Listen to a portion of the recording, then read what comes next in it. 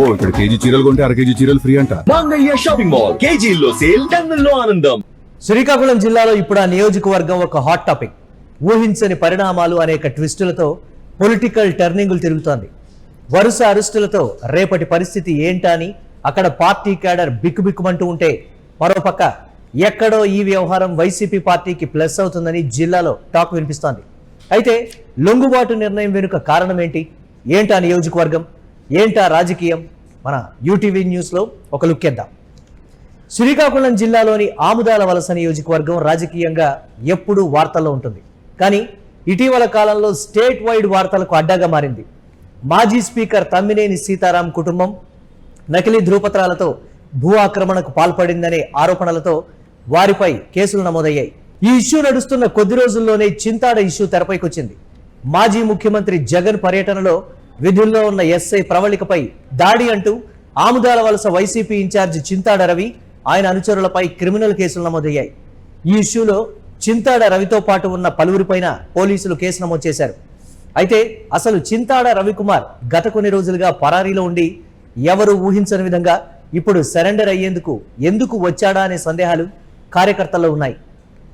పరారీలో ఉన్నన్ని రోజులు చింతాడ తీవ్ర ఒత్తిడికి గురయ్యారని ప్రచారం సాగుతోంది. ఆయన అనుచరులు, సన్నిహితులపై వరుసగా కేసులు నమోదవుతూ ఉంటే ఏం చేయలేని పరిస్థితుల్లో చింతాడ ఆవేదన చెందినట్లు తెలుస్తోంది.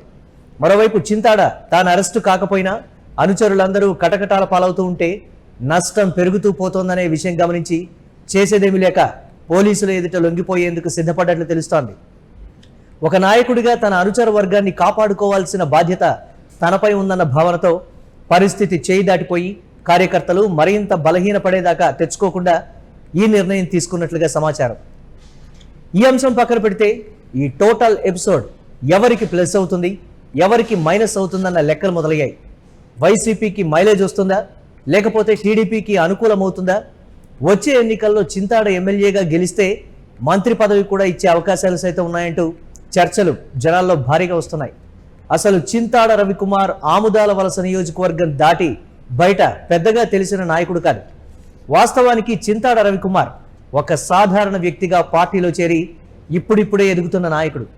అయితే రవికుమార్ తప్పు చేశారా, చేయలేదా, చేస్తే ఎటువంటి శిక్షలు పడతాయి అనేది న్యాయస్థానాలు తేల్చాల్సి ఉంటుంది.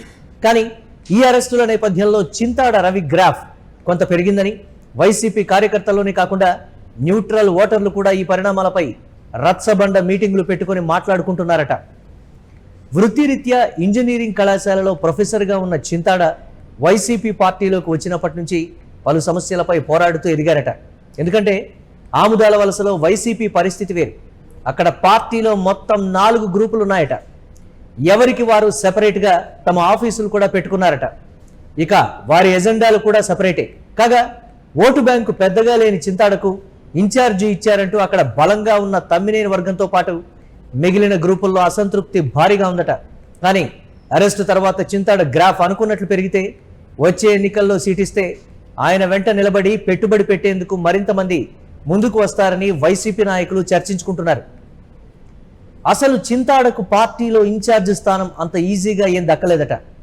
చింతాడ ఆర్థికంగా అంత బలంగా ఉన్న వ్యక్తి కాదు. పెద్దగా బిజినెస్లు లేవు.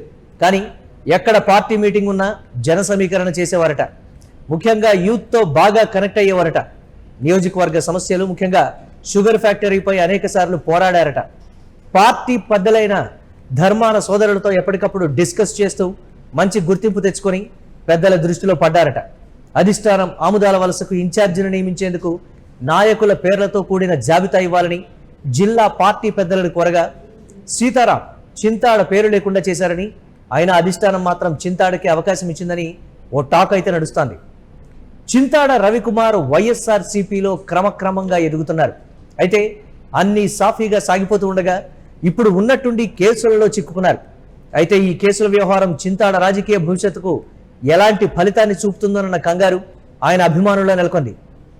మరి రాబోయే కాలంలో చింతాడ భవిష్యత్తు ఎలా ఉండబోతోంది? బలమైన నాయకుడిగా ఆయన ఎదుగుతారా లేదా సైలెంట్ అవుతారా అనేది తెలియాల్సి ఉంది.